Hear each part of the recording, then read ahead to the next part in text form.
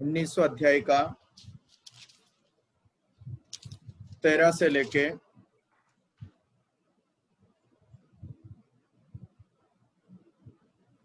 17 तक। परंतु कुछ यहूदी जो झाड़ा फूकी करते थे यह करने लगे, जिनमें दुष्ट आत्मा हो उन पर प्रभु यीशु का नाम कहकर फूके। जिस यीशु का प्रचार पौलुस करता है, मैं तुम्हें उसकी शपथ देता हूँ। और सिक्वा नाम के एक यहूदी प्रधान याजक के 7 पुत्र थे जो ऐसा ही करते।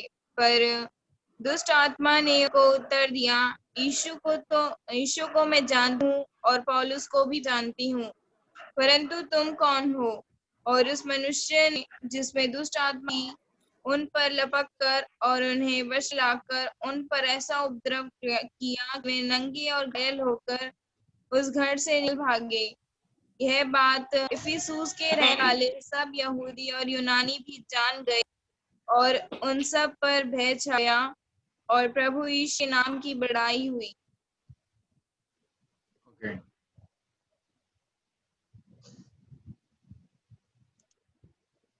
कल हम लोग देख रहे थे पौलुस एफेसुस में आया और वहां पर कुछ चेलों को मिले जो यूहन्ना का बपतिस्मा लिया हुआ था लेकिन पवित्र आत्मा का बपतिस्मा नहीं पाया। पौलुस ने उनसे बातें किया और वचन समझाया, वे दोबारा बपतिस्मा पाया और अन्य भाषा में पवित्र आत्मा की बपतिस्मा का बाहरी प्रकटन जो अन्य भाषा है, अन्य भाषा में बातें करने लगा। इसके बाद पौलुस मंदिर में आकर प्रचार करने लगा। कुछ लोग स्वीकार किया लेकिन कुछ लोग उसका विरोध किया। पौलुस ने वहां पर एक बाइबल अध्ययन शुरू किया जो 2 साल तक चली, जिसके कारण पूरे एफेसुस में परमेश्वर का नाम फैल गया था। This was the last class today. आज हम देखेंगे पौलुस की सेवकाई जब एफेसुस में बढ़ गया तब शैतान भी जो है अपना कार्य डुप्लीकेट तरीके से करने लगा। आज हम यहाँ पर पढ़े हैं 13 अध्याय से लेकर वहां पर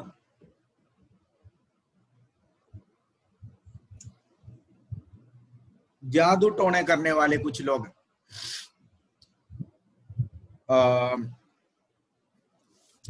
क्या कहा, उन्होंने एक व्यक्ति को जिसके अंदर दुष्टात्मा था उसको ठीक करने के लिए कोशिश कर रहा, लेकिन वो देखा कि पौलुस के द्वारा दुष्टात्माएं पौलुस के रूमाल, पौलुस के अंगोछे जब लोगों के ऊपर डाले तो लोग बीमार ठीक होने लगे, दुष्टात्मा चिल्ला चिल्ला कर निकलने लगे। ये देखकर ये मनुष्य जो जादू और टोना करता है, उन्होंने क्या किया, सोचे कि ये पौलुस यीशु नासरी का नाम जो लेता है कोई नया जादू है। तो उसने क्या सोचा कि हम अब इस नाम से थोड़ा ट्राई करके देखते हैं। उसने कहा, दुष्टात्मा से ग्रसित उस मनुष्य के अंदर से उसको निकालने के लिए कहा, पौलुस जिस यीशु का नाम से, ठीक है, पौलुस जिस यीशु का नाम से प्रचार करता है उसी यीशु के नाम से मैं तुम्हें आज्ञा देता हूं, निकल जाओ। सुनिए, शैतान बहुत अच्छी तरह लोगों को भी पहचानता है, प्रभु को भी पहचानता है, शैतान को भी पहचानता है। जितनी भय और भक्ति मनुष्य के अंदर होता है ना, उससे ज्यादा भय और भक्ति शैतान के अंदर होता है प्रभु के प्रति। मनुष्य केवल विश्वास करते हैं कि परमेश्वर एक है, लेकिन शैतान एक कदम आगे बढ़कर विश्वास करते हैं कि प्रभु एक है और वो प्रभु के नाम में धरतराते भी है, जो मनुष्य नहीं करता है। हमारे कलीसियाओं के अंदर परमेश्वर का भय आजकल दिखाई देता है, हमारी आराधनाओं में आजकल परमेश्वर का भय दिखाई देता है। भजन संहिता में लिखा हुआ है, ट्रम्बल बिफोर द लॉर्ड, प्रभु के सन्मुख में थरथराओ। भजन संहिता दूसरा वचन में हम लोग इस पर पढ़ते हैं। पढ़िए, दूसरा वचन में क्या लिखा हुआ है? भय के साथ यहोवा की सेवा करो, कामते हुए मगन हो जाओ। उस आयत को पढ़िए।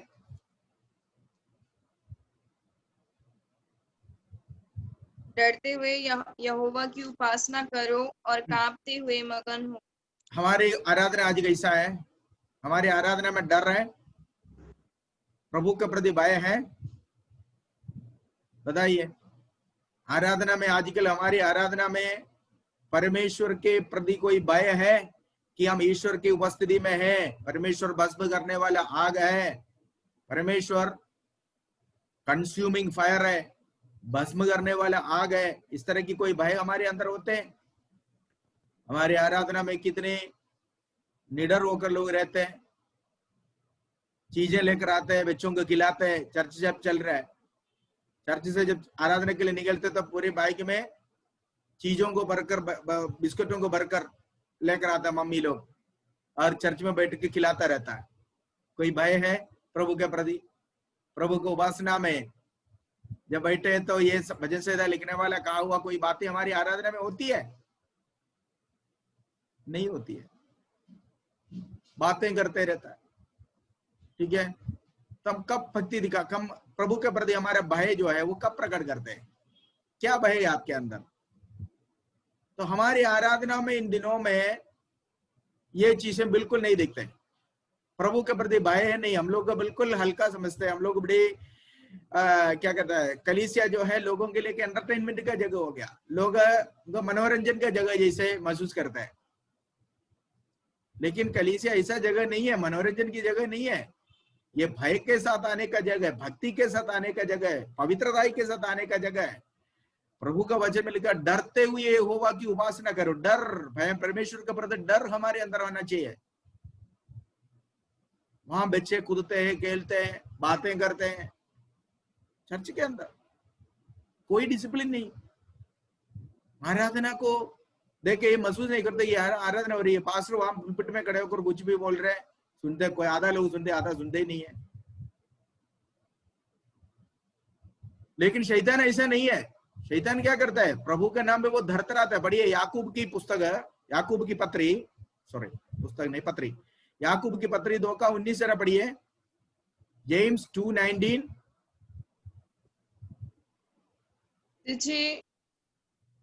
तुझे विश्वास कि एक ही परमेश्वर है, तू अच्छा करता है। दुष्ट आदमी विश्वास से और थरथराते हैं।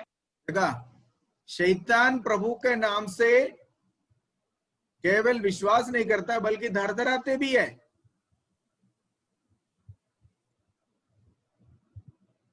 जो आज विश्वासियों के अंदर नहीं, विश्वासी लोग सोचते हैं, प्रभु के लोग सोचते हैं कि प्रभु हमारे जेब में है, हम कुछ भी करा सकते हैं प्रभु से, हम जो कहेंगे प्रभु वही करेगा, ऐसा हमारा एक विचार है।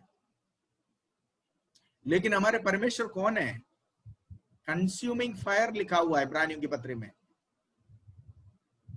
भस्म करने वाला आग है वो। सो इसलिए हमें प्रभु को उपस्थिति में जब भी आते हैं वो डर हमारे अंदर होना चाहिए। कैसा डर है? प्रभु हमें दंड देगा, डर नहीं है। देखो, प्रेम जब ज्यादा होगा तभी भी एक डर होती है, रेस्पेक्ट जब ज्यादा होता तभी भी एक डर होती है। जब आदर सम्मान हम जिस व्यक्ति को करेंगे उस व्यक्तियों को प्रति हमारे अंदर जब इज्जत जब बढ़ जाता है तब एक डर हमारे अंदर होती है। वो हमें दंड देने वाला डर नहीं होता, ये डर है हमें प्रभु के प्रति जो दिखाना है। ठीक है, परमेश्वर हमें दंड देगा इसलिए नहीं डरते, बल्कि प्रभु के प्रति हमारा प्रेम जो है उसके कारण एक डर होती है। आपके पेरेंट्स आपको हमेशा दंड तो नहीं देते, लेकिन आपके अंदर एक डर है ना पेरेंट्स से प्रति। क्यों? गलती कर रहा था मम्मी मारेगी, मम्मी मारेगी, डैडी मारेगा, ये नहीं है। एक प्रेम उनके अंदर है और आपके अंदर भी है, इसके कारण आप उनसे डरते हैं। A fear from the depth of love, प्रेम से निर्भर, प्रेम से आधारित एक डर हमारे अंदर प्रभु के प्रति होना है। परमेश्वर के प्रति हमारा प्रेम है, इस कारण प्रभु से डरते। हमारे अध्यापक, आपको मालूम है, अभी भी देखो आप कितने बड़े हैं, आपको जो छोटे छोटे क्लासों में पढ़ा हुआ टीचरों का भी आप रास्ते में मिलेगा तो अभी भी आप क्या करेंगे? वही डर जो स्कूल में आप करते थे, है ना? नहीं है? मेरा पता नहीं कितने 1985 में 1985 में हमारा जो 10th क्लास का एग्जाम हुआ था, उस समय का बैच पता नहीं कैसे फेसबुक में ढूंढ के उस समय का सारे बच्चों ने, आज हम लोग कितना है, सबने अबव 50 हो गया। सो उस समय के सारे स्टूडेंट्स मिलके हमारे एक व्हाट्सएप ग्रुप बनाया, तो हम लोग उसमें जब बात करते, अभी भी वो 15 साल का लड़का है जो 10th क्लास में पढ़ते थे, इसी तरह बात करते, एक टीचरों के बारे में बोलते हैं, रोज हमारे इतना सारे उसके बाद बिजी होने, मतलब काम से निपटने के बाद हम लोग ग्रुप में बातें करता है कि हमारे वो टीचर ऐसे थे, टीचर ऐसे थे।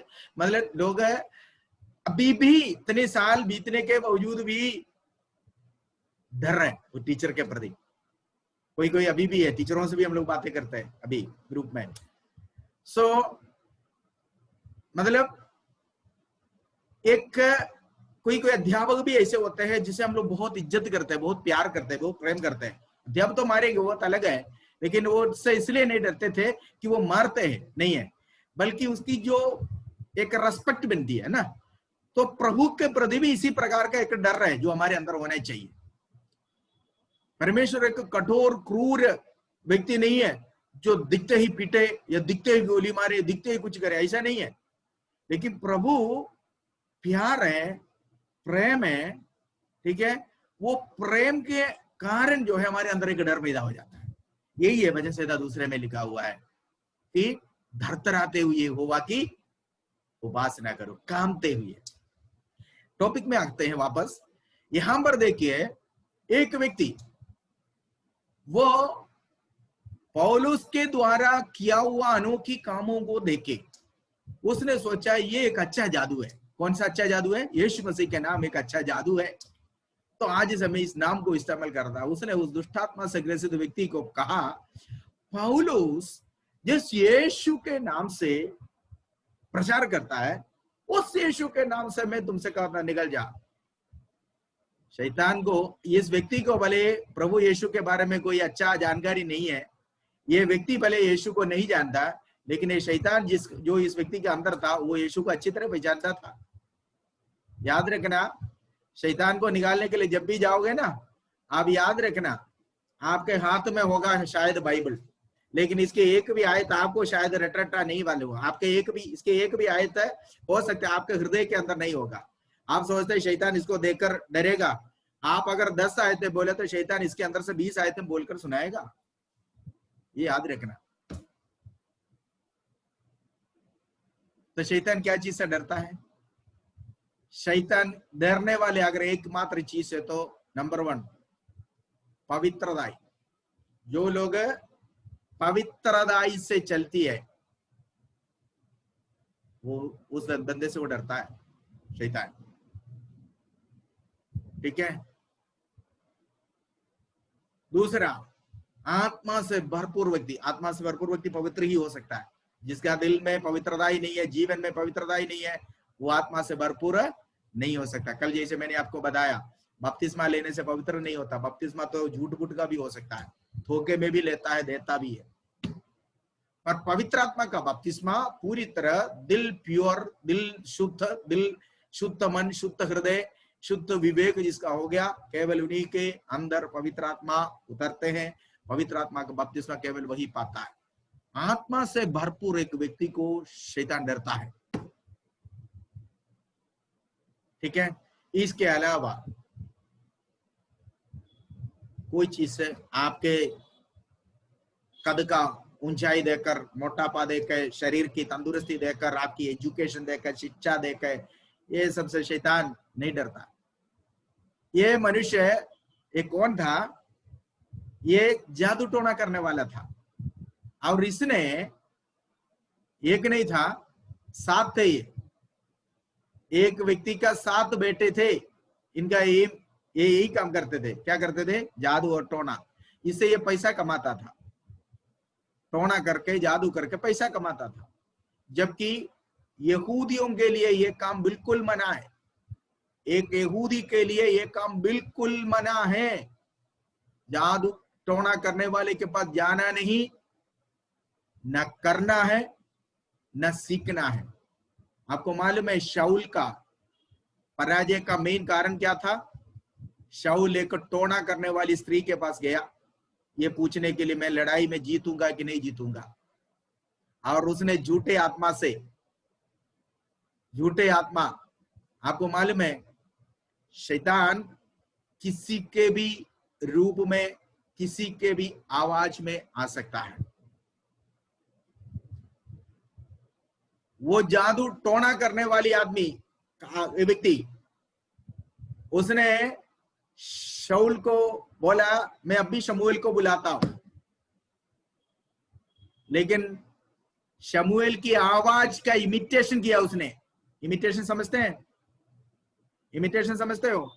जो कॉमेडी वाला करने वाले लोग जो करते हैं, दूसरे लोगों की आवाज को नक्कल उतारना, ठीक है? नक्कल उतारा उसने। ये स्त्री ने जिंदगी में कभी शमूएल को नहीं देखा। इसने शमूएल के बारे में शाऊल ने जो कहा बस वही बात है इसके दिमाग में कि शमूएल ऐसा है, सफेद दाढ़ी है, लंबा बुड्ढा है करके इसने जो बोला वही पिक्चर है इसके अंदर। इसने क्या किया? बोला अभी शमूएल तुमसे बातें करेगा। बुला लिया। किसको बुला लिया? दुष्टात्मा को बुला लिया। और वो दुष्टात्मा शाऊल की आवाज इमिटेट कर बोला तू जरूर जीतेगा। लेकिन जीता है? नहीं जीता। शमूएल का एक भी प्रोफेसी जब वो जीवित रहता था फेल नहीं हुआ। बाइबल क्या कहता है? बाइबल कहता है एक व्यक्ति मरने के बाद शरीर इस मिट्टी में सड़ता है, उसकी आत्मा इस भूमि में नहीं घूमता। उसकी आत्मा जहां जिसने उसको भेजा उसके पास वापस चला जाता है, और आखिरी पुनरुत्थान के दिन के लिए, न्याय के दिन के लिए वो सोया हुआ कंडीशन में वे प्रभु की स्तुति करे, आराधना करे, कुछ भी करे, नहीं आ सकता। दूसरा, मरा हुआ एक व्यक्ति किसी हाल में वापस नहीं आ सकता, क्योंकि लूका 16 में यीशु मसीह ने दृष्टांत दिया धनवान और लाजर का। लाजर ने क्या बोला? धनवान ने क्या बोला? मेरे पास इधर आओ। बोला जो इधर आया एक बार वो दोबारा उधर नहीं जा सकता, हम और तुम्हारे बीच में एक दरार है। फिर धनवान ने बोला अच्छा कोई बात नहीं, इधर नहीं आ सकता तो उनको मेरे भाइयों के पास भूमि में भेजो। तब अब्राहम पिता की जवाब आया, इधर एक बार जो आया वो पृथ्वी में वापस नहीं जा सकता, उधर मूसा और भविष्यवक्ता है। मतलब मरा हुआ एक संत हो या दुष्ट हो, कभी भी एक बार शरीर से प्राण डिपार्ट होने के बाद नहीं आ सकता।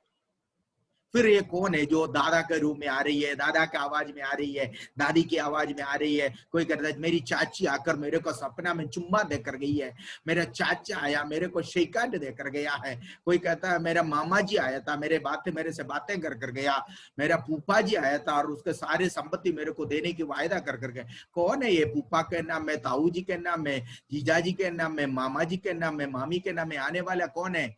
ये है वो लूसीफर, वो इब्लिस जो स्वर्ग से गिरा दिया गया है, जो अभी पूरे पृथ्वी में घूमता रहता है। वो नक्कल उतार कर आता है। आपका चाचा के आवाज में भी वो बोलेगा, चाची की आवाज में भी बोलेगा, उसके शक्ल में भी आएगा, क्योंकि शैतान किसी का भी रूप धारण कर सकता है। इस कारण वो एदन वाटिका में सांप के अंदर घुसकर जो है वो आया है। अगर ये सांप के अंदर अगर घुस सकता है तो किसी के भी अंदर वो घुस सकता है। सांप एक ऐसा प्राणी है जो किसी भी शेप के अंदर घुसेगा। सांप को बोलो देखो एक ग्लास रखा है, उसको बोलो इसके अंदर घुसो, वो इसके अंदर घुसेगा।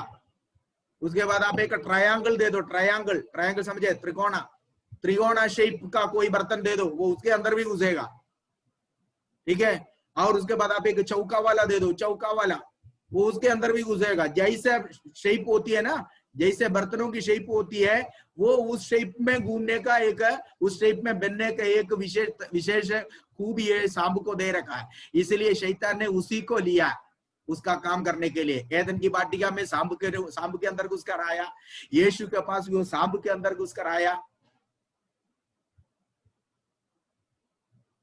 समझ में आ गया? समझ में आ गया? तो इसलिए शाऊल का पराजय का मेन कारण क्या था? वो जादू टोना वाले के पास गया, और वो जादू टोना करने वाली ने जो कहा वो सच भी नहीं निकली। क्या हुआ उसकी? आप शमूएल के पुस्तक पढ़ना है घर में जाकर, अभी समय नहीं है, मतलब उधर जाएंगे तो हमारा टॉपिक यहाँ रुक जाएगा। मैं इस बात को कहने के लिए बात कहा कि ये जादू टोना यहूदी के लिए मना है। यहूद इस्राएल का राजा वहां पर गया टोना करने वाले के पास शमूएल के मौत के बाद, क्योंकि शमूएल के मौत के बाद, शमूएल के मौत से कुछ पहले समय तक इनके और शमूएल और शाऊल के बीच में कोई संबंध नहीं रहा। शमूएल मर गया, अब आगे को क्या होगा, मैं जीतूंगा लड़ाई नहीं जीतूंगा, ये जानने के लिए वो प्रभु के दास के पास, अभी तक प्रभु से वाणी सुना हुआ एक व्यक्ति, देखो उसकी आत्मीय जीवन कितना गिर गया, वो प्रभु से कितने दूर थे। उसने एक दुष्ट आत्मा से ग्रसित स्त्री के पास गया जानने के लिए, पूछने के लिए, क्योंकि उसको केवल भविष्य जानना था। ये भविष्यवाणी आपको 16 अध्याय जब हम पढ़ाए थे तब हमने कहा ये भविष्यवाणी सब प्रभु की ओर से नहीं होता है। सुनने वाला सारे भविष्यवाणी प्रभु की ओर से नहीं होते। लोग आज केवल ये देखते हैं कि भविष्य बोलने वाला कोई हो और मेरे बारे में जो कहा सच हो, बस। लेकिन ये किस आत्मा से बोल रही है, किस आत्मा इसके पीछे है, ये नहीं देखते लोग। शाऊल का पराजय का कारण नहीं था कि वो बैकस्लाइडर होकर, विश्वास से पीछे हटकर, प्रभु से दूर होकर टोना करने वाला, जादू करने वाले के पास गया। यहां पर देखिए ये टोना करने वाले कौन है? लिखा एक महायाजक के बेटे। आप सोचिए, एक पादरी, महायाजक कौन है? एक साधारण पास्टर नहीं होता है। याचक साधारण पास्टर है, महायाजक उससे भी ऊपर है। उनके बेटे महायाजक कौन है? इस्राएल का, यहूदियों के बीच में अगर एक महायाजक है तो उसका स्थान क्या है? कौन है वो? ये वह महायाजक है जो साल में एक बार अधिपवित्र स्थान में प्रवेश कर मिलाप वाले तंबू के अंदर परमेश्वर के शकीना उतराने वाले, वो अनुग्रह के सिंहासन के सामने लहू छिड़काने वाला वो महायाजक। हारून महायाजक था। यीशु मसीह के समय में हन्ना और कैयफा, ठीक है, हन्ना रिटायर हो चुका था, उस समय महायाजक कैयफा था। मृत्युदंड देने का, धार्मिकता का जो धर्म का कोड़दी है, कचेरी है, उसका अध्यक्ष वही होता, महायाजक होता है। विश्वास से संबंधित, धर्म से संबंधित सारे बातों का फैसला सुनाने वाला वही होता है, लोगों को आशीर्वाद देने वाला। उनका बेटा कहां पर है? उनके 7 बेटे जादू टोना करने निकले। आप देखिए कितना पराजय की बात है।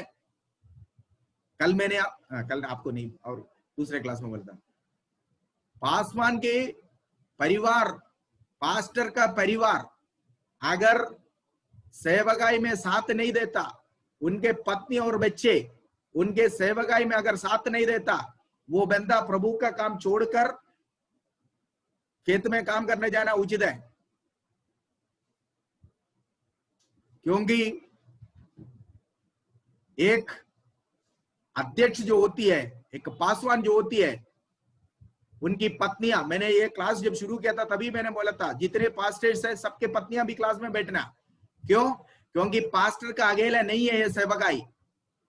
ये सेवकाई में आप अकेले, पास्टर अकेले नहीं है। आपने एक, आपके पास्टर की पत्नियों ने, मेरे से एक पास्टर ने शादी किया इसलिए मैं पास्टर की पत्नी बन गया, ऐसा नहीं है। आपको एक बुलाहट है, प्रभु ने आपको इस सेवकाई के लिए चुना है। इस सेवकाई में पति और पत्नी 50-50% शेयर है दोनों का। पत्नियों को मेरा उससे कोई लेना देना, वो तो उनका काम है, वो जाने, ऐसा नहीं है। पास्टर की पत्नियां केवल बर्तन मांजने के लिए, रोटी बनाने के लिए नहीं है, या बच्चों को देखने के लिए नहीं है। पास्टर की पत्नियों को सेवकाई में पूरा पूरा पास्टर के साथ उसका सहयोग है, दोनों मिलकर, मतलब 50-50% है, तब जाकर 100% बनता है।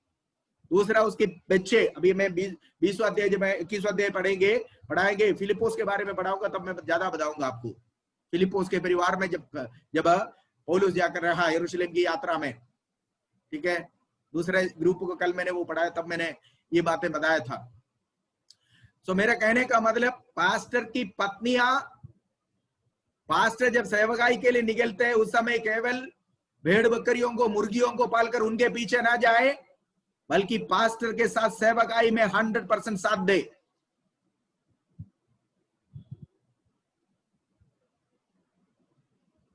उसको साथ देना। ये पास्टर का अकेले की सेवकाई नहीं है। अगर ऐसा अकेला सेवकाई करेगा तो इसी तरह तुम्हारे बच्चे होंगे। किस तरह?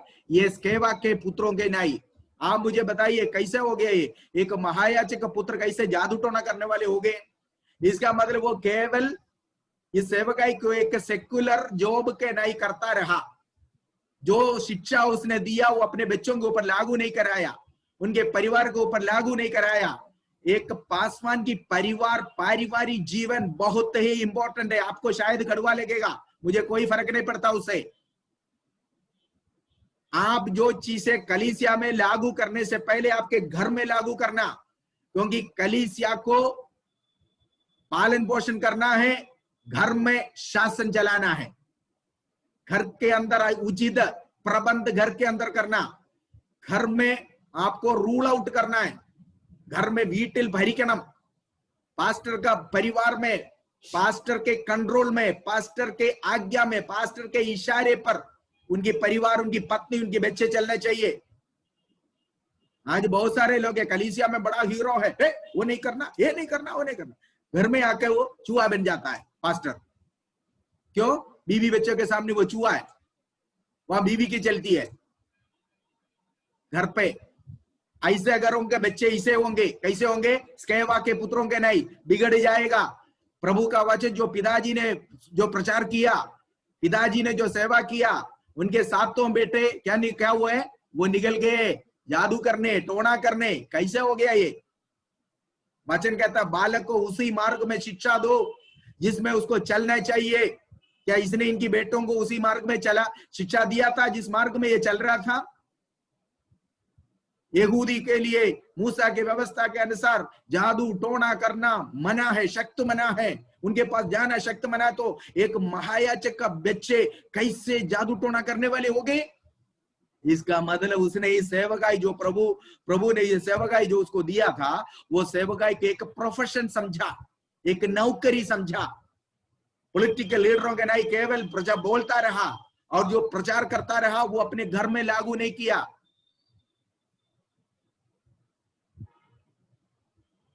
इसमें बच्चे बिगड़ने में 90% पोर्शन मामी का है, माँ का है, क्योंकि बच्चों का ज्यादा लगाव माँ के साथ होती है। सारे गलतियां अगर कर आकर मम्मी को बोलती है और मम्मी आंचल में छिपा देती है, कोई बात नहीं, मैं मनाऊंगा पापा को, और इसके कारण बच्चे बिगड़ जाते हैं। मम्मी लोग ऐसे जो है ना बच्चों को गलतियां छिपाने, एक पहली गलती देखा उस समय उसको ऐसे सबक सिखाओ कि दोबारा ये करने ना पाए। अगर आप आपके बच्चों को प्रेम करने वाले तो जरूर जो है आप आपके बच्चों को दंड देकर, ओन्ने उल्ले, मलयालम में हमारे एक कहावत है, ओन्ने उल्ले उड़के के अडिकणम। अगर एक भी हो तो ओकली से मारना उसको। अरे एक ही है, लाडला है, प्यारा है वो कोई बात नहीं, आज छोट एक गलती आपने माफ कर दिया तो अगला दिन 2 करके आएगा, उस समय आपने माफ कर दिया। ये ऐसे गलतियां करते करते जाएंगे, नहीं करना। स्केवा एक महायाचक है, उसके बेटे 1 नहीं 2 नहीं 7 बेटे, ये सातों जादू टोना करने वाला बन गया। ये कैसा हो गया? व्हाट ही वाज प्रीचिंग, ये पादरी क्या प्रीच कर रहा था?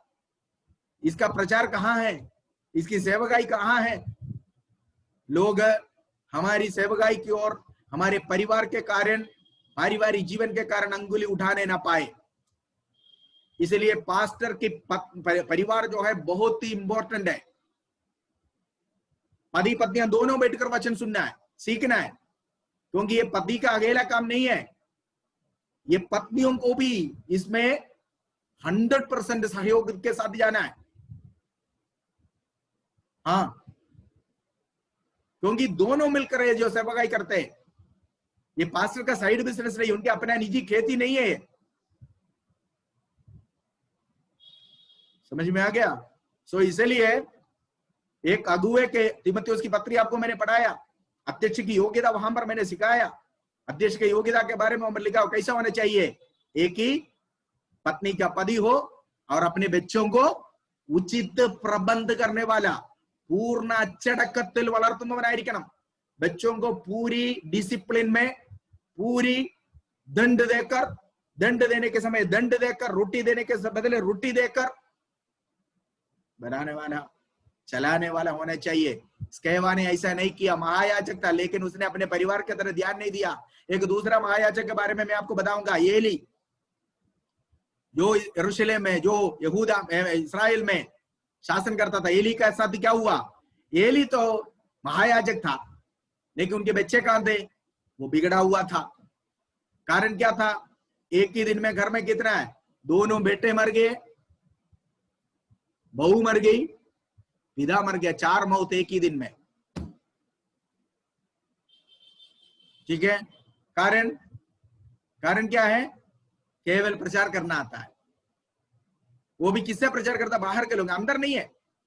अंदर अपने बच्चों को ये बोलने के लिए हिम्मत नहीं है, बाइबल पढ़ो, प्रार्थना करो, अंदर कोई नहीं है। बाहर प्रचार करने वाला, बाहर वालों को देने वाला संदेश पहले अपने घर के लोगों को देना।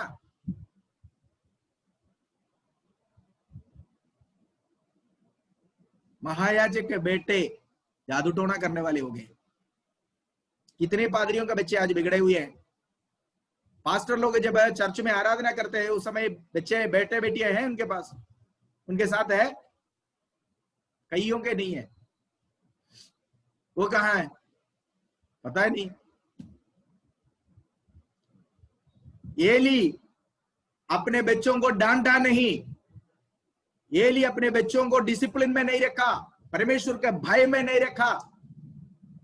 क्या करते थे, बिलाब वाले तंबू में आराधना के लिए आने वाले स्त्रियों के साथ कुकर्म करते थे ये नौजवान।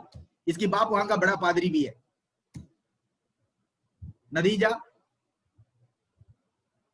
इनके कारण पूरा इस्राएल में नाश आया। खुद के घर के 4, एक ही दिन में 4 मौत।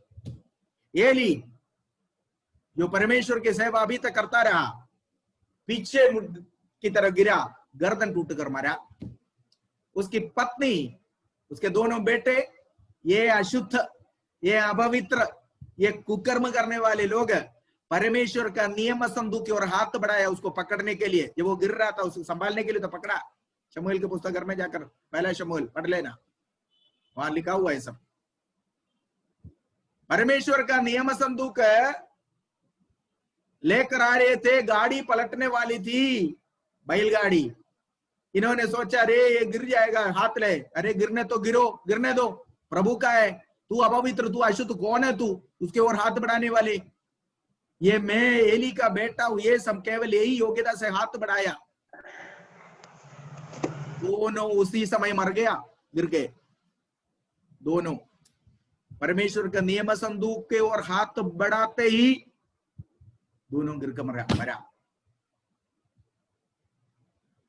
कारण अशुद्ध, अपवित्र लोग परमेश्वर का नियम संदूक को नहीं छू सकता। महायाजक का बेटा कह कर गया लेकिन प्रभु उसको कोई माने नहीं रखता। ये खबर सुनकर एली मर गया, पीछे को गिरकर गर्दन टूट गए। होफने और फिनहास एली के 2 बच्चे। इनमें फिनहास की पत्नी गर्भवती थी, डिलीवरी होने वाला था कुछ दिनों में। वो तुरंत ये खबर, उसकी पति का मौत की खबर सुनकर दर्द उड़ा उसको। दर्द के साथ एक बच्चे को तो जन्म दिया लेकिन वो मर गई। 4 मौत। परमेश्वर क्या है, परमेश्वर का काम खेल समझ रखा है। पास्टर की पत्नियों अपने बच्चों को, पादरियों अपने बच्चों को परमेश्वर के भय में बढ़ाना,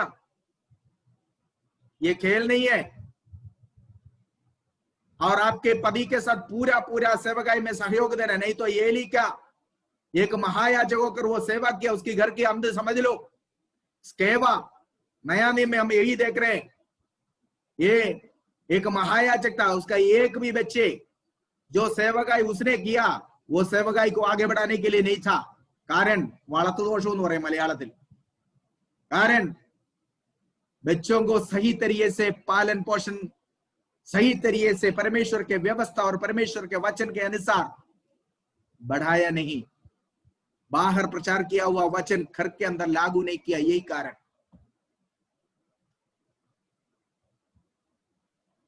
समझ में आ गया? आपके बच्चे यदि पादरी ना बने कोई बात नहीं, लेकिन परमेश्वर को भय मानने वाला, प्रभु को आदर करने वाला, प्रभु को इज्जत करने वाला, प्रभु से डरने वाला जवान बेटा बेटियां होने चाहिए। पादरी बनने का बुलाहट हो तो बनने दो, कोई बात नहीं, कोई जरूरी नहीं कि पादरी का बेटा पादरी बने, ऐसा कोई जरूरी नहीं है। वो तो पुराने नियम के हिसाब से था, लेकिन नया नियम में बुलाहट के आधार पर, प्रभु का बुलाहट है कर लो। ये कम बैक, हमारे टॉपिक में वापस आएंगे। एक महायाजक के बेटे, 7 बेटे हैं, ये हमारे ये घूमता फिरता है, देशांतरिകളായി നടക്കുക, पूरा देश में घूमता फिरता है। काम क्या है? जादू टोना करना है। ठीक है, ये जादू टोना करना, इसमें भविष्य बताना, ठीक है, और मरे हुए लोगों को जिलाना, मरे हुए लोगों के शक्ल में, रूप में बोलना, बुलवाना, ठीक है, भविष्य की बातें कहना इत्यादि बहुत सारे बातें होता है। टोना वाला जो करता है, आज आपको मालूम है, आप इन बातों से वाकिफ है, आप अनजान नहीं है क्या क्या करता है लोग, है ना। ये सब धोखे की आत्मा है, चतुराई की आत्मा, धोखेबाज की आत्मा, शैतानी की आत्मा है, प्रभु की आत्मा से नहीं होता। एक बार एक व्यक्ति मर गया, वो दुष्ट हो या धर्मी हो, उसकी आत्मा, वो दुष्ट धर्मी बाद में बनता है। जब आया तो निष्कलंक बच्चा होकर, एक निष्कलंक आत्मा था उसके अंदर, लेकिन उसके जीवन के दौरान वो फिर क्या किया है, गलत काम कर कर वो दुष्ट बन गया, लेकिन उसकी आत्मा प्रभु की ओर से आया हुआ है, वो आत्मा उसी की ओर वापस जाता है। नीति वचन, सभोपदेशक की पुस्तक पढ़िए, सभोपदेशक, एक्लेशियास्टिस 12वीं अध्याय का, सभोपदेशक की पुस्तक है, उसका 12वीं अध्याय,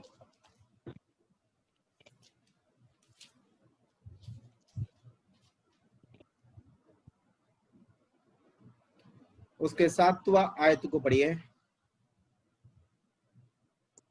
तब मिट्टी जो की तो मिट्टी मिल जाएगी और आत्मा परमेश्वर के पास जिससे लौट आएगी।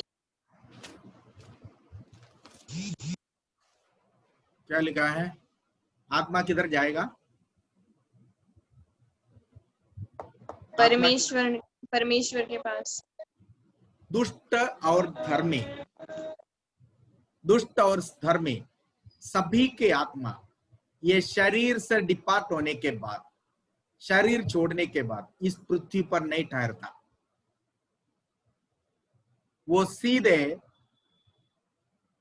2 जगह, धनवान गया हुआ जगह, लाजर गया हुआ जगह, दोनों मरे हुए लोग हैं, दोनों की आत्मा है, एक दूसरे को देख रहे हैं,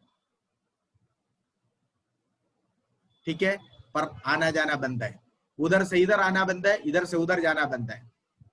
धनवान ने बोला ठीक है, इधर नहीं आ सकते तो पृथ्वी में तो भेजो, मेरे भाई लोग वहां पर, वो कहीं इधर नहीं जाए। बोला बेटा इधर से उधर भी कोई नहीं जा सकता। मतलब आत्मा प्रभु के द्वारा दिया गया है, वो आत्मा मौत के साथ हमारे शरीर छोड़कर अंतिम न्याय के दिन तक बंधा हुआ अवस्था में है, विश्राम है, वे विश्राम में, दे आर इन रेस्ट। वो कभी भी वापस नहीं आ सकता, कोई भी बुलाव नहीं आ सकता। फिर ये टोने वाले किसकी आत्मा से करा रहे हैं? ये दुष्ट आत्मा, इसको कहता है शैतान। यही है शैतान, जो हमारे अजीज लोग, जो हमारे प्रिय लोग जो मरे, उनके रूप में आएगा, उनके आवाज में बोलेगा। समझ में आ गया? सो ये लोग ऐसे कर कर पैसा कमाने वाले थे। देखिए, एक महायाजक के बेटे होने के बावजूद भी पौलुस ने जो प्रचार किया, पौलुस तो पुराना नियम से भी लेकर प्रचार कर रहे हैं। पौलुस मूसा के व्यवस्था से तो प्रचार कर रहे हैं। मूसा के व्यवस्था में लिखा हुआ ये यीशु हमारे बाप दादाओं से, अब्राहम, इसहाक, याकूब, दाऊद इत्यादि सारे संतों के, सारे पूर्वजों के बारे में पौलुस तो कहता है। ये महायाजक बेटे होने के बावजूद भी इनको इतना ज्ञान नहीं है कि ये पौलुस प्रचार करने वाला यीशु कौन है। पौलुस प्रचार करने वाला ये यीशु का इनका कोई संबंध नहीं है। एक महायाजक का बेटा होने के बावजूद भी कोई संबंध नहीं है। ठीक है, उसने क्या कहा?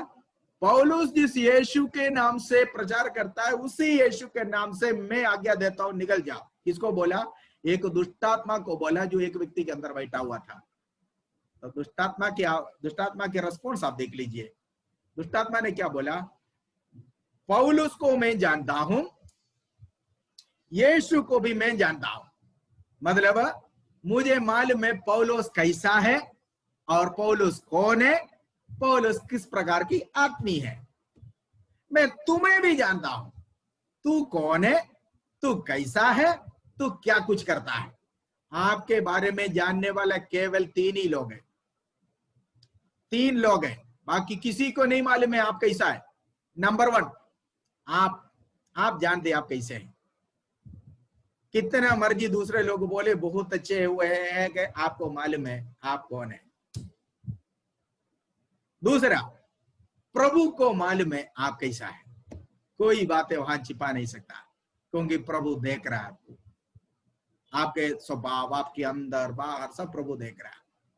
हाउ यू आर, कैसे अपीयरेंस है। हाथी के दांत जैसे है, कई होगा दिखता कुछ, होता कुछ है। हाथी के जो दांत दिखता है उसे वो खाने के लिए इस्तेमाल नहीं कर सकता है, तो दांत ही है, लेकिन खाता नहीं है, उससे खा ही नहीं सकता। क्या खा सकता है उससे? केवल सलाद ऐसे करके उठा सकता है, फोर्क का काम कर सकता है।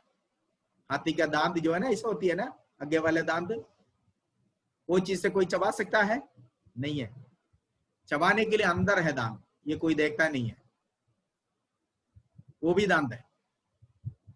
दिखता कुछ है, होता कुछ है। ठीक है, प्रभु आपको जानता है। तीसरा व्यक्ति, शैतान आपको अच्छी तरह जानता है। शैतान के सामने झूठ नहीं बोल सकता, प्रभु के सामने झूठ नहीं बोल सकता।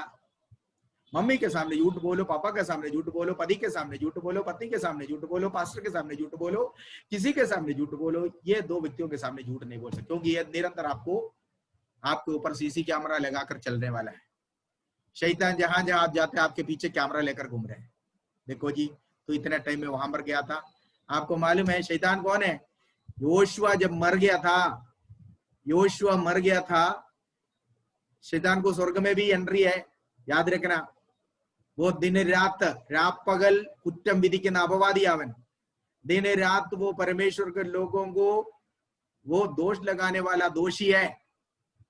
ठीक है, वो दिन रात प्रभु के लोगों के पीछे। योशुआ मर गया।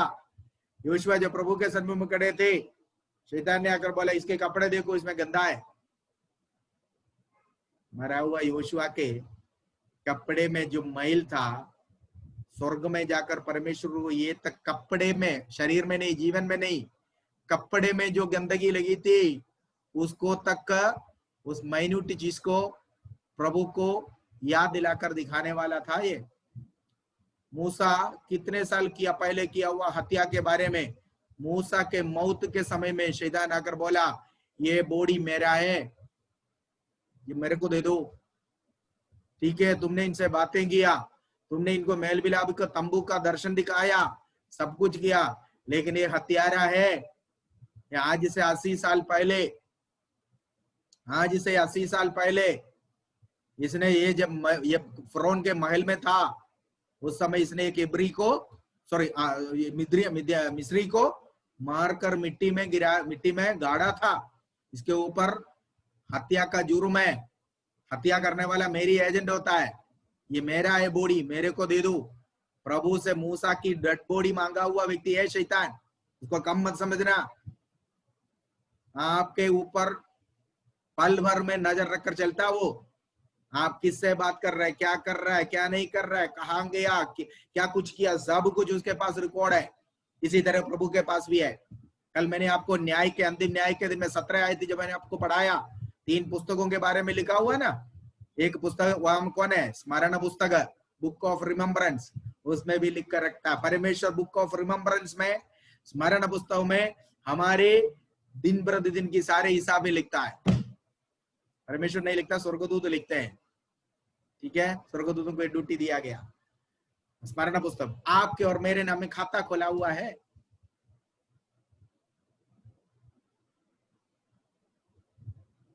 प्रतिदिन लिखते हैं।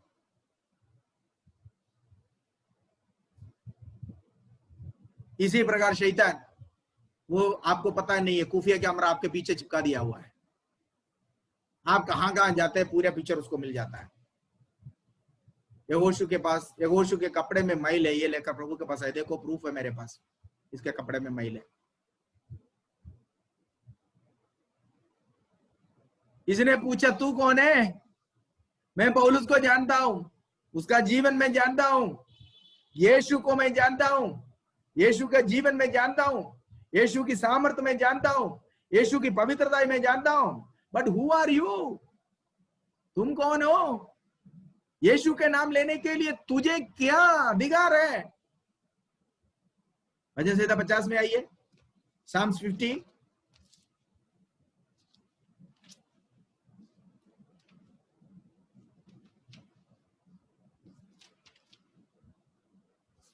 शायद को पढ़िए। लेकिन मैं दुष्ट से कहता हूं, पूछता हूं, उसका 16। दुष्ट से परमेश्वर कहता है, तुझे मेरी विधियों का वर्णन करने से क्या काम? हाँ, तू मेरी वाचा की चर्चा क्यों करता है? हाँ, मेरे नाम को तेरे मुंह में लेने के लिए तुझे क्या अधिकार? प्रभु दुष्ट से पूछता है। ठीक है, दुष्ट से पूछता है, मेरे नाम को तेरी होठ पे लेने के लिए तुझे क्या अधिकार है? हु आर यू टू से? यही बात है शैतान ने जो पूछा, यही बात है शैतान ने स्केवा के पुत्रों से पूछा, तुम्हें क्या हक है यीशु का नाम लेने का? इन्होंने सोचा यीशु का नाम एक नया जादू है। यहूदी होने के बावजूद भी यीशु को वो नहीं जानता। यहूदी होने के, एक महायाजक का बेटा होने के बावजूद भी उसको यीशु के साथ कोई संबंध नहीं है, मूसा की व्यवस्था के साथ कोई संबंध नहीं है। समझ में आ गया? केवल इतना नहीं कहा, वो पूछा तुम कौन हो? पौलुस को मैं जानता हूं, यीशु को मैं जानता हूं, लेकिन तुम कौन है? ये कहकर, सुनिए, ये दुष्टात्मा ग्रसित व्यक्ति इन लोगों के ऊपर ऐसे झपट गया, मान लो जैसे एक शेर कैसे एक हिरण को पकड़ता है, या एक चीता कैसे खुद कर जो है एक चीता एक हिरण को पकड़ता है, या कोई अन्य कोई जानवर को पकड़ता है खाने के लिए, इसी तरह इसके ऊपर झपट गया। इनके पूरे कपड़े फाटा और उसके पूरे शरीर उन्होंने पूरा दाग बना दिया, पूरे शरीर से लहू लगाने लगा। कपड़े फट गया तो फिर क्या हो गया? नंगे होकर भाग गया, लिखा हुआ है, नंगे होकर भाग गया। देखा, शैतान के साथ सावधानी से पेशना, क्योंकि शैतान आपसे ज्यादा परमेश्वर का वचन जानता है, शैतान आपसे ज्यादा प्रभु से डरता है। इसीलिए डुप्लीकेट काम लेकर शैतान निकालने के लिए नहीं जाना, इसी तरह नंगा होकर भागना पड़ेगा। अगर प्रभु के साथ गहरा संबंध नहीं है, परमेश्वर के वचन के साथ संबंध नहीं है, केवल एक प्रोफेशन के तौर पर लेकर, जैसे स्केवा के बच्चों ने किया, केवल एक नौकरी के तौर पर समझकर दुष्टात्मा निकालने के लिए जाओगे, क्या होगा? नतीजा बदनाम होकर, नंगा होकर भागना पड़ेगा। और ये वहां से भाग गया, दुष्टात्मा निकालने के लिए गया, लेकिन दुष्टात्मा भी इनके अंदर घुस गया।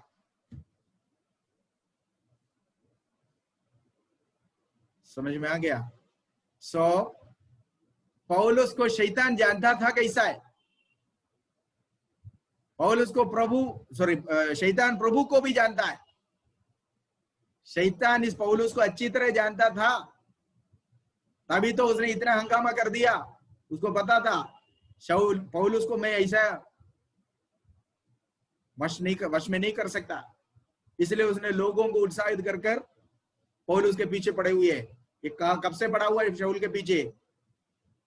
दमिश्क के उस अनुभव के साथ वो पौलुस को अपने कब्जे में करने के लिए पीछे पड़ा हुआ है, अभी तक नहीं कर पाया। इसलिए उसने बोला मैं जानता हूं शाऊल को, पौलुस के ऊपर मंडराने वाला सामर्थ्य को मैं जानता हूं, पौलुस का पवित्र जीवन में जानता हूं, पौलुस का अलगदाई का जीवन में जानता हूं, पौलुस के अंदर मंडराने वाला उस सामर्थ्य को मैं जानता हूं। उसका कहने का मतलब है, लेकिन तू कौन है? तुझे क्या लेना देना इससे? तेरा क्या संबंध है पौलुस के जीवन के साथ? क्या पौलुस जैसे जीवन बिताते तुम जीवन बिताते हो? क्या पौलुस के जैसे पवित्रता तेरे अंदर है? क्या पौलुस के जैसे अलगदाई के जीवन तेरे अंदर है? क्या पौलुस के जैसे सामर्थ्य तेरे अंदर है? ये था शैतान का पूछने का मतलब। सामर्थ्य के बिना, पवित्रताई के बिना, अलगदाई के बिना दुष्टात्मा निकालने के लिए मत जाना, यही हाल हो जाएगी। बड़ा हीरो मत बनिए, मैं अभी कर दिखाता हूं करके, दुनिया देखेगा फिर आपको। इसी तरह भागना पड़ेगा। इसलिए सावधान। क्या मेरे कहने का मतलब क्या है? परमेश्वर के दास लोगों को दुष्टात्मा निकालने का अधिकार नहीं है, लेकिन स्केवा के पुत्र जैसे डुप्लीकेट पादरिया इसी तरह नंगे होकर भागना पड़ेगा। कहने का मतलब यही है।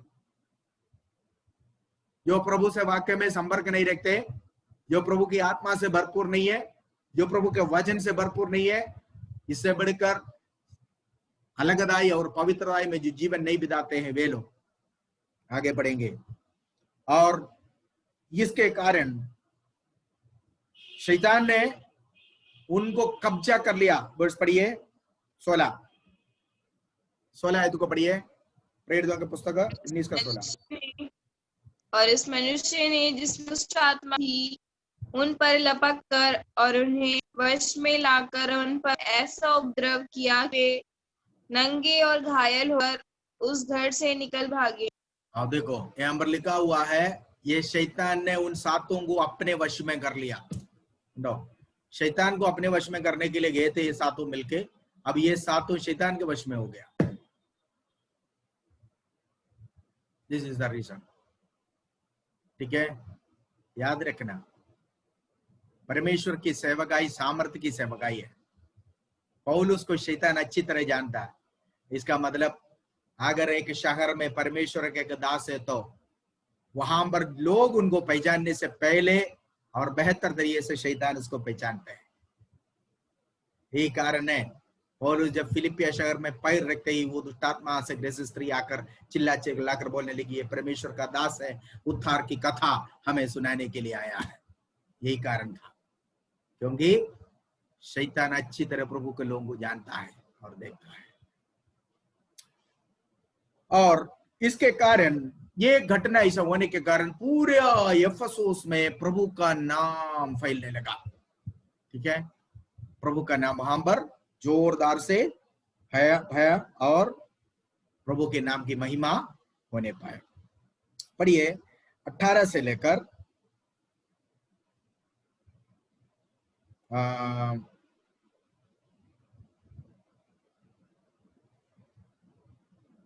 18 से लेकर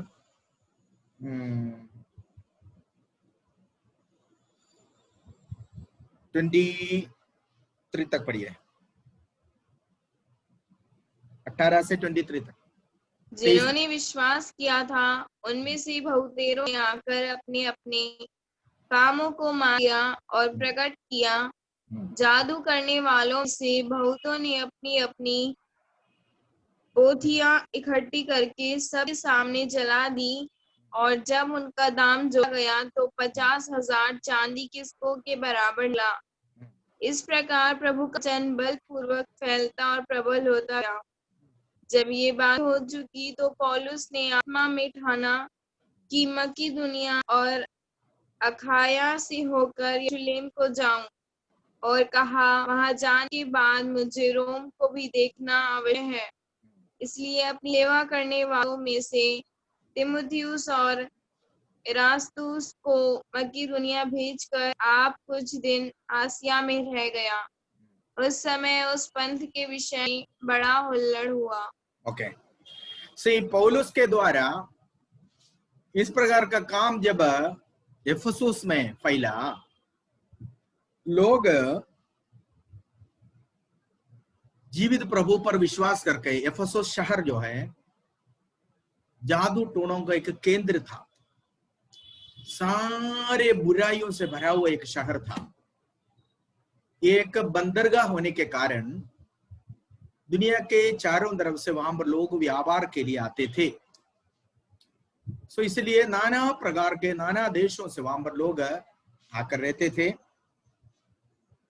इस कारण ये जादू टोना भी वहां का एक बहुत बड़ा मुनाफा कमाने वाला एक बिजनेस था। लेकिन पौलुस के द्वारा प्रभु का कार्य जब वहां पर उस सिटी में, शहर में से हुआ, लोग मन फिराकर पश्चाताप कर अभी तक उन्होंने कैसे कैसे धोखे से लोगों को धोखे में रखकर चतुराई से पैसा कमाया, ये सारे बातें आकर कुल्लम कुल्लम कहकर उन्होंने उस जादू टोना करने के लिए इस्तेमाल किया हुआ किताबों को सबके सामने पब्लिक के लिए जला दिया। ये लोग जादू टोना करने वाले लोग जो किताब इस्तेमाल करते थे, उन किताबों की बातें लिखा है कि वो किताब का दाम जब गिना गया 50,000 से अधिक चांदी, 50,000 से अधिक चांदी के थी। सो उस समय 1 ग्राम चांदी का दाम जो है 28 रुपया कुछ पैसा था।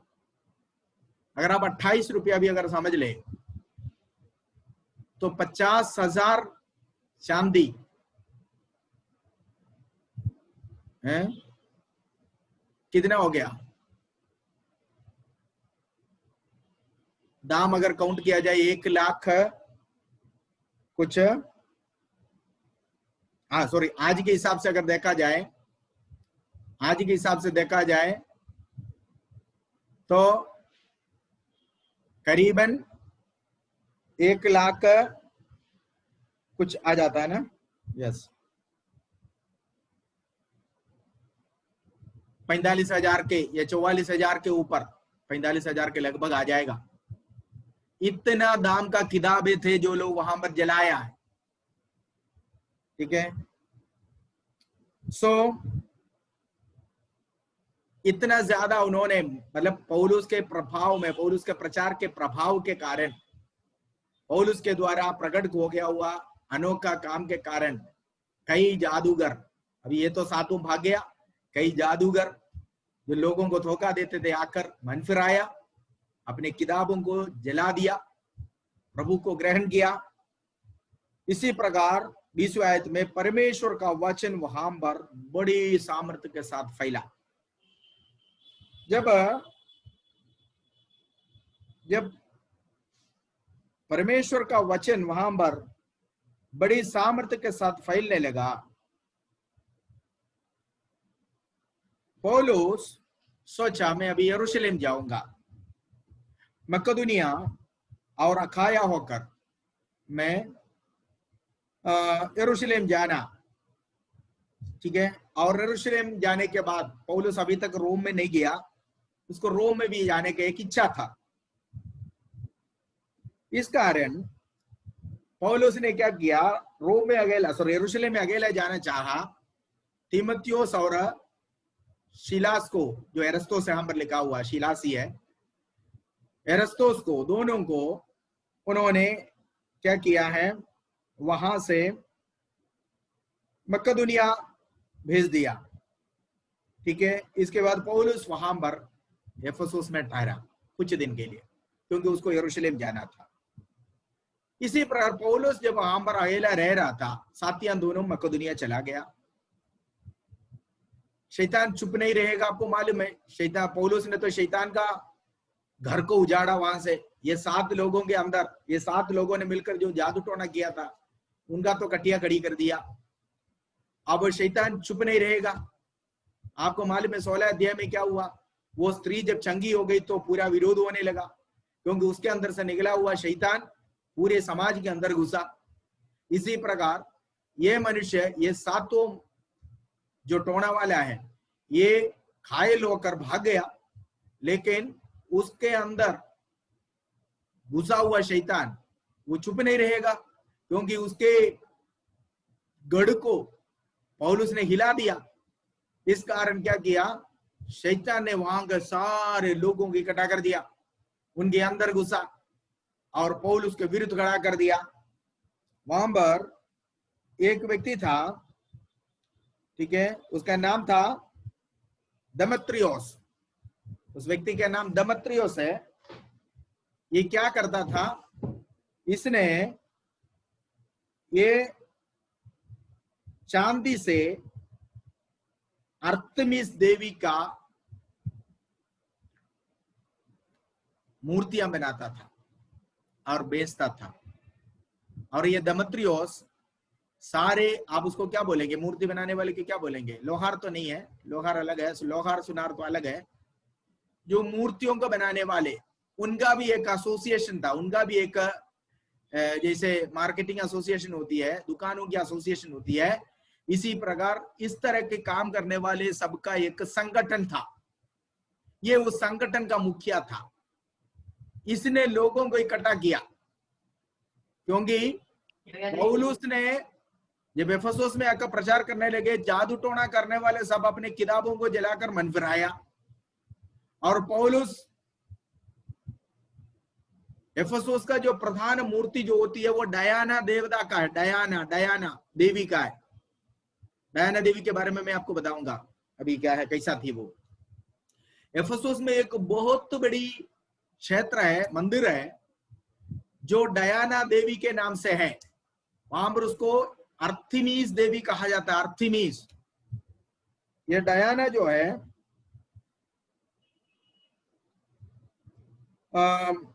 उसका, उस देवता का मूर्ति बनाकर बेचने वाला था ये दमत्रियोस। दमत्रियोस के अंदर शैतान घुसा। जल्दी पढ़िए आप, पढ़िए वर्स 24 से लेकर, सॉरी 23 से लेकर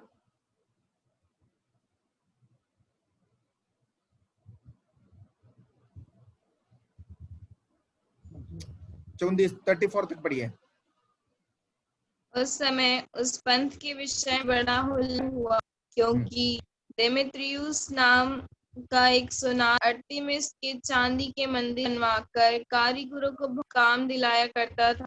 उसने उनको ऐसी ही वस्तुओं की कारीगर को इकट्ठा करके कहा, हे मनुष्यों, तुम जानते हो कि इस काम से हमें क्या धन मिलता है। तुम देखते और सुने हो कि केवल इफिसुस ही में नहीं, वरन प्राय सारे आसिया में यह कहकर इस पौलुस ने बहुत से लोगों को समझाया और भरमा भी है कि जो हाथ की कारीगरी है वे ईश्वर नहीं। इससे अब केवल इसी बात का डर नहीं है कि हमारे इस धन की प्रतिष्ठा जाती रहेगी, वरन यह कि महान देवी अर्तिमिस का मंदिर तुच्छ समझा जाएगा, और जिसे सारा और जगत पूजता है उसका महत्व भी रहेगा। वे यह सुनकर क्रोध से भरे और चिल्ला चिल्ला कर कहने लगी, इफिसियों की अर्तिमिस महान है। और सारे नगर में बड़ा कोलाहल मच गया, और लोगों ने मकिदुनिया वासी गयुस और अर्तिखुस को, जो पौलुस के संगी यात्री थे, पकड़ लिया और एक साथ रंगशाला में दौड़ गए। जब पौलुस ने लोगों के पास भीतर जाना चाहा तो चेलों ने उसे जाना दिया। आसिया के हाकिमों में से भी उसके कई मित्रों ने उसके पास सलाह भेजा और विनती की कि रंगशाला में जाकर जोखिम ना उठाना। वहाँ कोई कुछ चिल्लाता था और कुछ, क्योंकि सभा में गड़बड़ी हो रही और बहुत से लोग तो यह जानते भी नहीं थे कि हम किसके लिए इकट्ठे हुए हैं। तब उन्होंने सिकंदर को, जिसे यहूदियों ने खड़ा किया था, भीड़ में से आगे बढ़ाया। सिकंदर हाथ से संकेत करके लोगों के सामने उत्तर देना चाहता था, परंतु जब उन्होंने जान लिया कि वह यहूदी है तो सब के सब एक शब्द से कोई 2 घंटे तक चिल्लाते रहे, इफिसियों की अरतिमिस महान है। से जब पौलुस वहां पर रह रहा है, इस धर्म के प्रति एक बहुत बड़ा कोलाहल हुआ, हलचल मची। दमत्रियोस नामक एक मुखिया जो देवी देवताओं को बनाता था, उन लोगों का लीडर था, उसने लोगों को इकट्ठा कर कर कहा, भाइयों आप लोग जानते हैं कि हमारा रोटी इसी से चलता है। किससे? इन मूर्तियों को बेचकर, बनाकर बेचने से चलता है। ये एफेसोस में हमारे, सुनिए ध्यान से सुनना है, एफेसोस में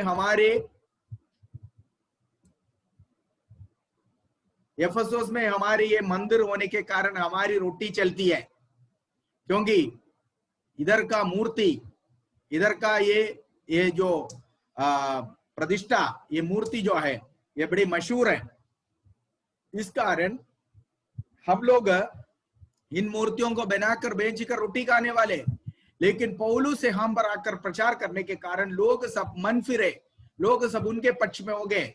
अब हमारा मूर्तियां खरीदने वाले कोई नहीं है, अब हमारे मूर्तियां कौन खरीदेगा?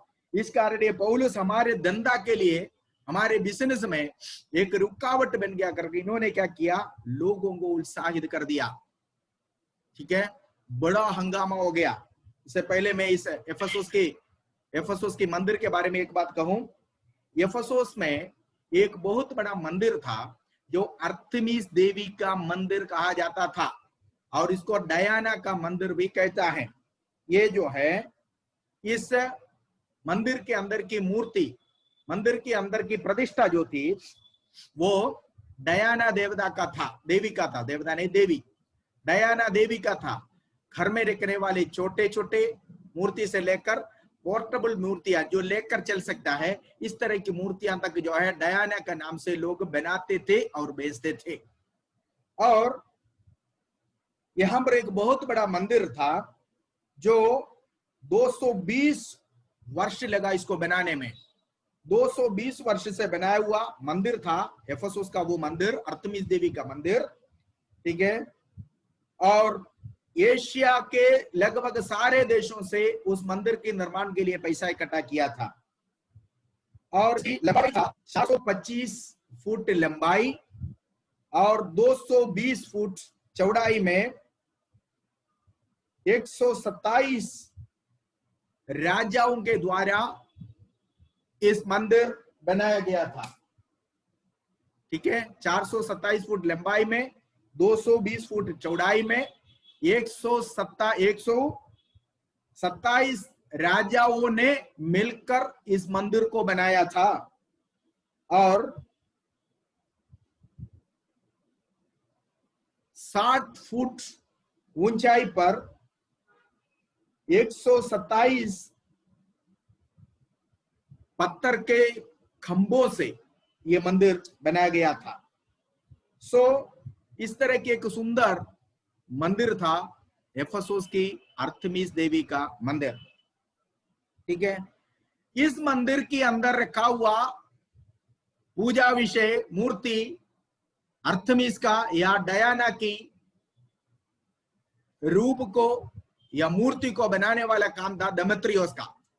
इनके नीचे काम करने वाले साथियों को इन्होंने इकट्ठा कर कर पौलुस के विरुद्ध खड़ा किया और उन्होंने कहा, पौलुस कहता है, देखो वर्स 25 5 से लेकर जब आप पढ़े, उसने कहा है 25वां आयत में देखो, पौलुस कहता है मूर्तियों के द्वारा, हाथों से द्वारा बनाए हुआ मूर्तियों में कोई सामर्थ्य नहीं है, वे ईश्वर नहीं है।